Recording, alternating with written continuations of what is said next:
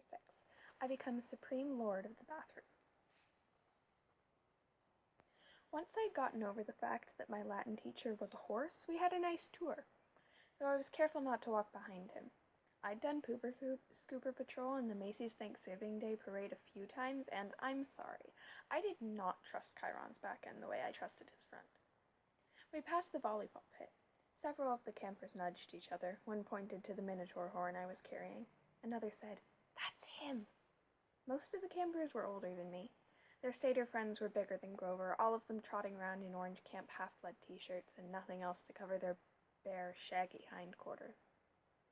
I wasn't normally shy, but the way they stared at me made me feel uncomfortable. I felt like they were expecting me to do a flip or something. I looked back at the farmhouse. It was a lot bigger than I'd realized. 4 stories tall, sky blue with white trim, like an upscale seaside resort. I was checking out the brass eagle weather vane on top when something caught my eye. A shadow in the uppermost window of the attic gable. Something had moved the curtain, just for a second, and I got the distinct impression I was being watched. "What's up there?" I asked Chiron. He looked where I was pointing, and his smile faded. "Just the attic." "Somebody lives there?" "No," he said with finality. "Not a single living thing." I got the feeling he was being truthful, but I was also sure something had moved the curtain. "Come along, Percy," Chiron said. His light-hearted tone was now a little forced. "Lots to see." We walked through the strawberry fields, where campers were picking bushels of berries, while a satyr played a tune on a reed pipe. Chiron told me the camp grew a nice crop to export to New York restaurants in Mount Olympus. "It pays our expenses," he explained, "and the strawberries take almost no effort." He said Mr. D had this effect on fruit-bearing plants. They just went crazy when he was around. It worked best with wine grapes, but Mr. D was restricted from growing those, so they grew strawberries instead. I watched the satyr playing his pipe. His music was causing lines of bugs to leave the strawberry patch in every direction, like refugees fleeing from a fire. I wonder if Grover could work that kind of magic with music. I wonder if he was still inside the farmhouse, getting chewed out by Mr. D. "Grover won't get in too much trouble, will he?" I asked.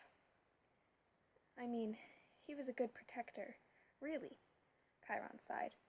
He shed his tweed jacket and draped it over his horse's back like a saddle. "Grover has big dreams, Percy. Perhaps bigger than reason. To reach his goal, he must first demonstrate great courage by succeeding as a keeper. Finding a new camper and bringing him safely to Camp Half-Blood. He did that." "I might agree with you," Chiron said, "but it is not my place to judge. Dionysus and the Council of Cloven Elders must decide. I'm afraid they might not see this assignment as a success. After all, Grover lost you in New York. Then there's the unfortunate fate of your mother, and the fact that Grover was unconscious when you dragged him over the property line. The council might question whether this shows any courage on Grover's part." I wanted to protest. None of what happened was Grover's fault. I also felt really, really guilty. If I hadn't given Grover the slip at the bus station, he might not have gotten in trouble. "He'll get a second chance, won't he?" Chiron winced.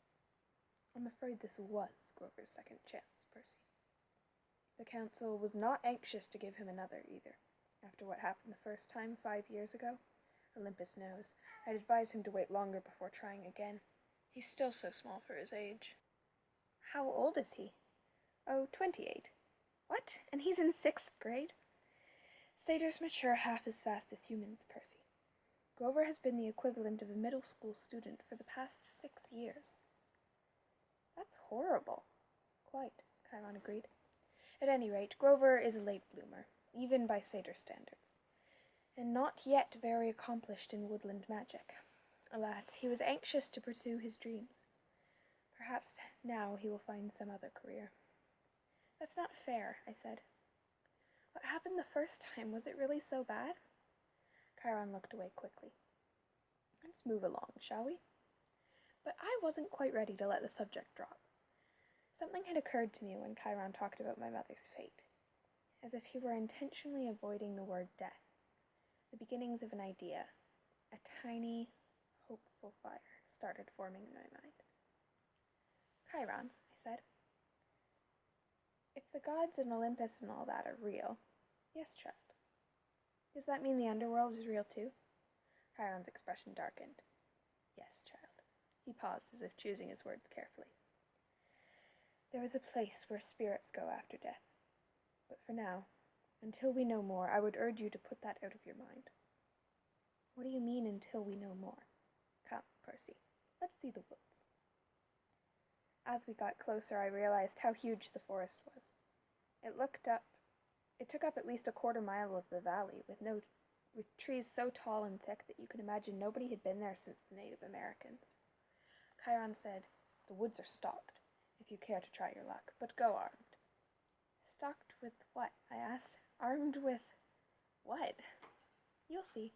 Capture the flag is Friday night. Do you have your own sword and shield? My own? No, Chiron said. I suppose you don't. I think a size 5 will do.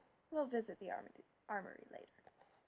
I wanted to ask what kind of summer camp had an armory, but there was too much to think about, so the tour continued. We saw the archery range, the canoeing lake, the stables, which Chiron didn't seem to like very much, the javelin range, the sing-along amphitheater, the arena where Chiron said they held sword and spear fights. Sword and spear fights? I asked. Cabin challenges and all that, he explained. Not lethal, usually. Oh yes, there's the mess hall. Chiron pointed to an outdoor pavilion framed in white Grecian columns that overlooked the sea. There was a dozen stone picnic tables. No roof, no walls. What do you do when it rains? I asked.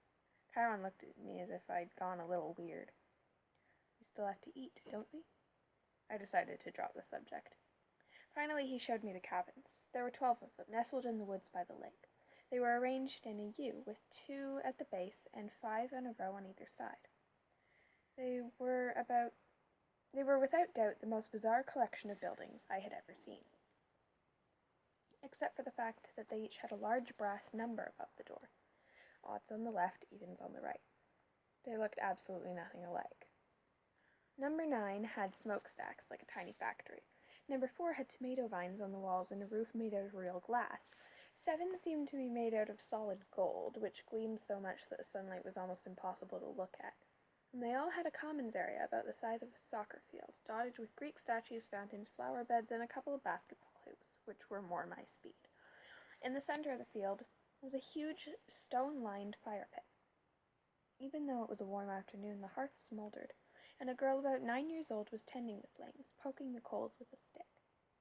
The pair of cabins at the head of the field, numbers 1 and 2, looked like his and hers mausoleums, white and marble boxes with heavy columns in front.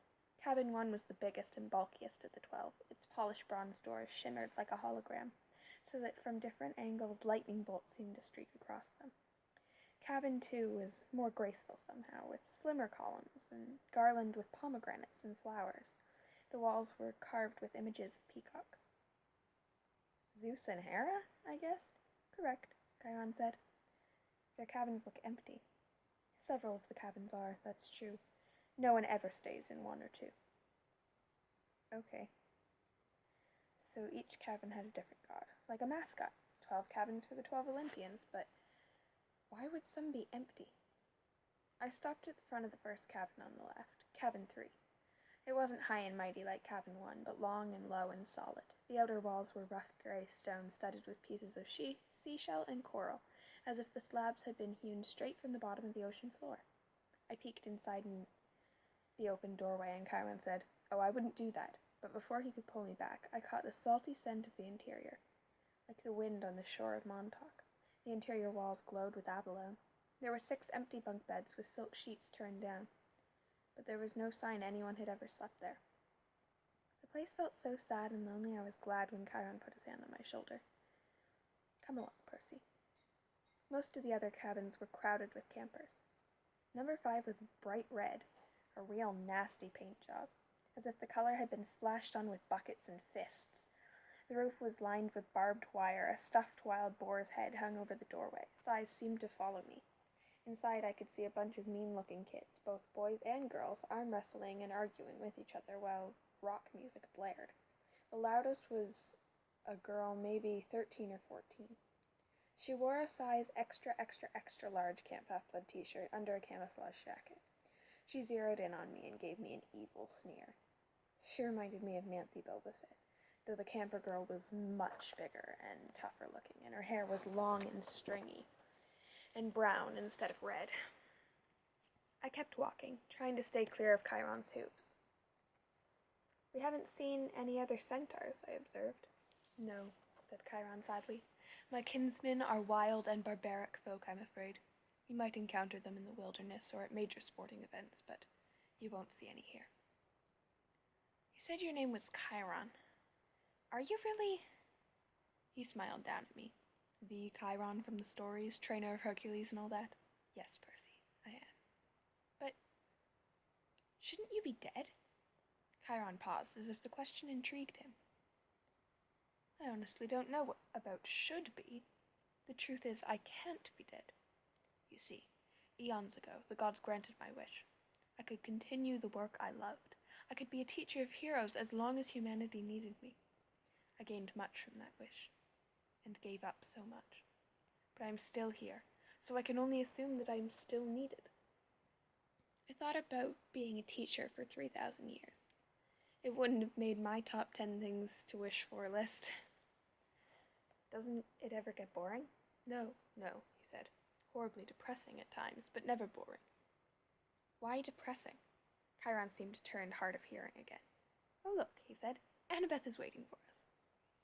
The blonde girl I'd met at the big house was reading a book in front of the last cabin on the left, number 11. When we reached her, she looked me over critically, like she was still thinking about how much I drooled.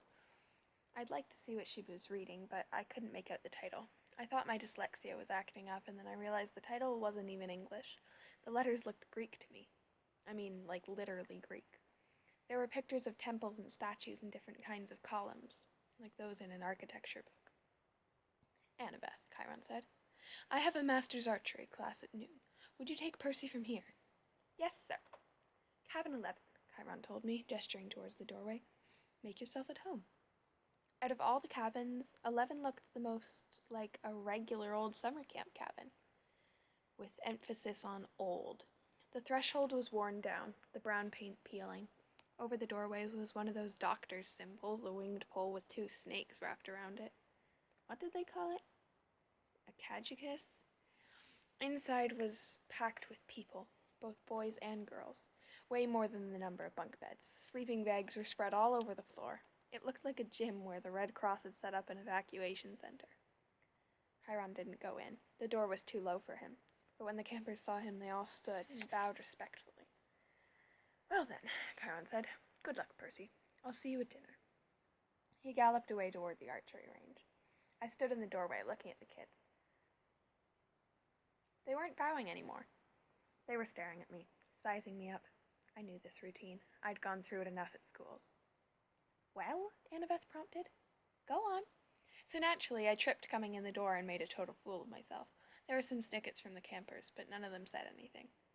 Annabeth announced, "Percy Jackson, meet Cabin 11. "Regular or undetermined?" somebody asked. I didn't know what to say, but Annabeth said, "Undetermined." Everybody groaned. A guy who was a little older than the rest came forward. Now, campers. That's what we're here for. Welcome, Percy. You can have that spot on the floor, right over there." The guy was about 19. He looked pretty cool. He was tall and muscular, with short-cropped sandy hair and a friendly smile. He wore an orange tank top, cut-offs, sandals, and a leather necklace with 5 different colored clay beads. The only thing unsettling about his appearance was a thick white scar that ran from just beneath his right eye to his jaw, like an old knife slash. "This is Luke," Annabeth said. Her voice sounded different somehow. I glanced over and could have sworn she was blushing. She saw me looking. Her expression hardened again. "He's your counselor for now." "For now?" I asked. "You're undetermined," Luke explained patiently. "They don't know what cabin to put you in, so you're here. Cabin 11 takes all newcomers, all visitors. Naturally we would. Hermes is our patron, the god of travelers." I looked at the tiny section on the floor they'd given me. I had nothing to put there to mark it was my own. No luggage, no clothes, no sleeping bag. Just the Minotaur's horn. I thought about setting that down, but then I remembered that Hermes was also the god of thieves. I looked around at the campers' faces, some sullen and suspicious, some grinning stupidly, some eyeing me as if they were waiting for a chance to pick my pockets. "How long will I be here?" I asked. "Good question," Luke said. "Until you're determined." "And how long will that take?" The campers all laughed. "Come on," Annabeth told me. "I'll show you the volleyball court." "I've already seen it." "Come on." She grabbed my wrist and dragged me outside. I could hear the kids of Cabin 11 laughing behind me. When we were a few feet away, Annabeth said, "Jackson, you have to do better than that." "What?" She rolled her eyes and mumbled under her breath. "I can't believe I thought you were the one." "What's your problem?" I was getting angry now. "All I know is, I kill some bull guy." "Don't talk like that," Annabeth told me. "You know how many kids at this camp wish they'd had your chance? To get killed? To fight the Minotaur. What do you think we trained for?" I shook my head. "Look, if the thing I thought really was the Minotaur, the same one from the stories, yes, then there's only one. Yes. And he died like a gajillion years ago, right? Theseus killed him in the labyrinth, so monsters don't die, Percy. They can't be killed. Not permanently. They can be killed, but they don't die." "Oh, thanks. That clears it up." "They don't have souls like you and me. You can't dispel them. You can dispel them for a while, maybe even for a whole lifetime if you're lucky, but they are primal forces. Chiron calls them archetypes. Eventually they reform." I thought about Mrs. Dodds. "You mean if I killed one, accidentally, with a sword? The fury, I mean, your math teacher? That's right. She's still out there. You just made her very, very mad." "How did you know about Mrs. Dodds?" "You talk in your sleep." "You almost called her something, right? A fury? They're Hades' torturers, right?" Annabeth glanced nervously at the ground, as if she expected it to open up and swallow her. "You shouldn't call them by name, even here. We call them kindly ones, if we have to speak of them at all." "Look, is there anything we can say without it thundering?" I sounded whiny, even to myself, but right then I didn't care. Why do I have to stay in Cabin 11 anyway? Why is everybody so crowded in there? There are plenty of empty bunks right over there. I pointed to the first few cabins, and Annabeth turned pale. "You don't just choose a cabin, Percy. Depends on who your parents are." "Or your parent." She stared at me, waiting for me to get it. "My mom is Sally Jackson," I said. "She works at the candy store in Grand Central Station. At least, she used to." "I'm sorry about your mom, Percy, but that's not what I mean. I'm talking about your other parent. Your dad. He's dead. I never knew him." Annabeth sighed. Clearly, she'd had this conversation before with kids. "Your father's not dead, Percy." "How can you say that? You know him?" "No, of course not." "Then how can you say—" "Because I know you. You wouldn't be here if you weren't one of us. You don't know anything about me." "No?" She raised an eyebrow. "I bet you moved around from school to school. I bet you were kicked out a lot of them." "How diagnosed with dyslexia? Probably ADHD, too." I swallowed my embarrassment. "What does that have to do with anything?" "Taken together, it's almost a sure sign. The letters floating off the page when you read, right? That's because your mind is hardwired for ancient Greek. And the ADHD? You're impulsive. You can't sit still in the classroom. That's your battlefield reflexes. In a real fight, they'd keep you alive. As for the attention problems, it's because you see too much, Percy, not too little. Your senses are better than a regular mortal's. Of course the teachers want you medicated. Most of them are monsters. They don't want you seeing them for what they are." "You sound like you went through the same thing." "Most of the kids here did. If you weren't like us, you wouldn't have survived the Minotaur, much less the ambrosia and nectar." "Ambrosia and nectar?" "The food and drink we were giving you to make you better. The stuff would have killed a normal kid. It would have turned your blood to fire and your bones to sand, and you'd be dead. Face it, you're a half-blood." A half-blood. I was reeling with so many questions I didn't know where to start. Then a husky voice yelled, "Well, a newbie." I looked over. The big girl from the ugly red cabin was sauntering towards us. She had 3 other girls behind her, all big and ugly and looking like her, all wearing camo jackets. "Clarice," Annabeth sighed, "why don't you go polish your spear or something?" "Sure, Miss Princess," said the big girl, "so I can run you through with it Friday night."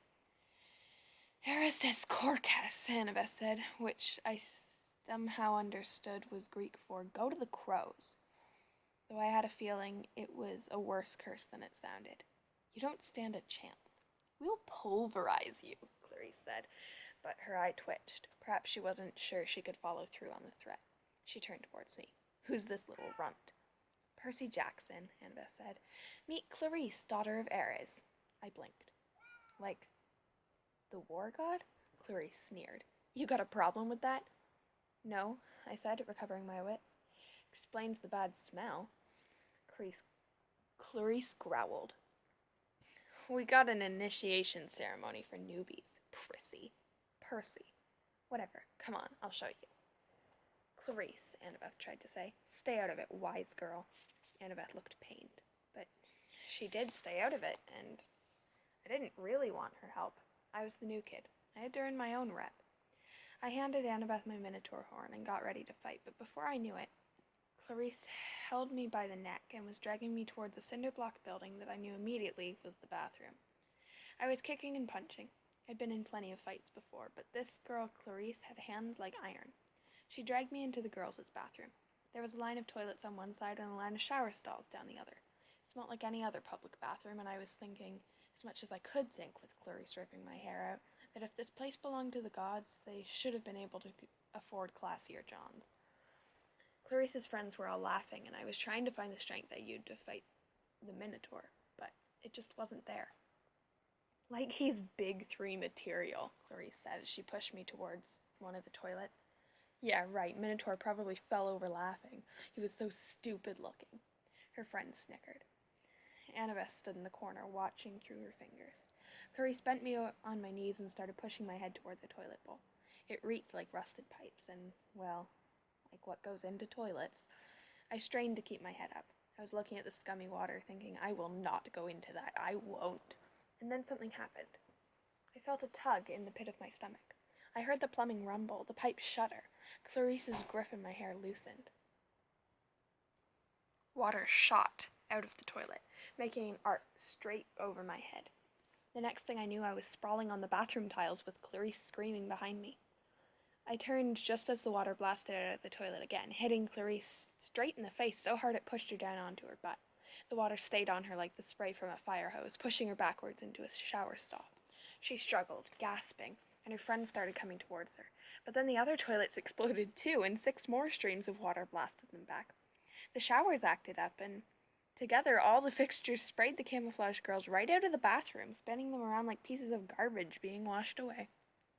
As soon as they were out the door, I felt the tug in my gut lessen, and the water shut off as quickly as it had started. The entire bathroom was flooded. Annabeth hadn't been spared. She was dripping wet. But she hadn't been pushed out the door. She was standing in exactly the same place, staring at me in shock. I looked down and realized I was sitting in the only dry spot in the whole floor. There was a circle of dry floor around me, and I didn't have 1 drop of water on my clothes. Nothing. I stood up, my legs shaky.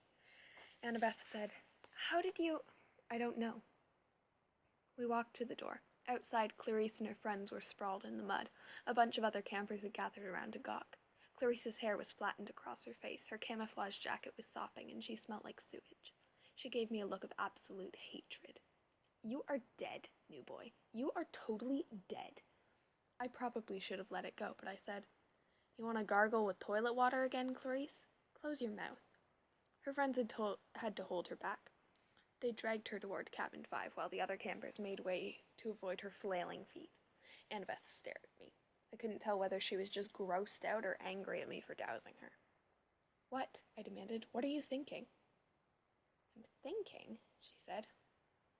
I want you on my team for Capture the Flag.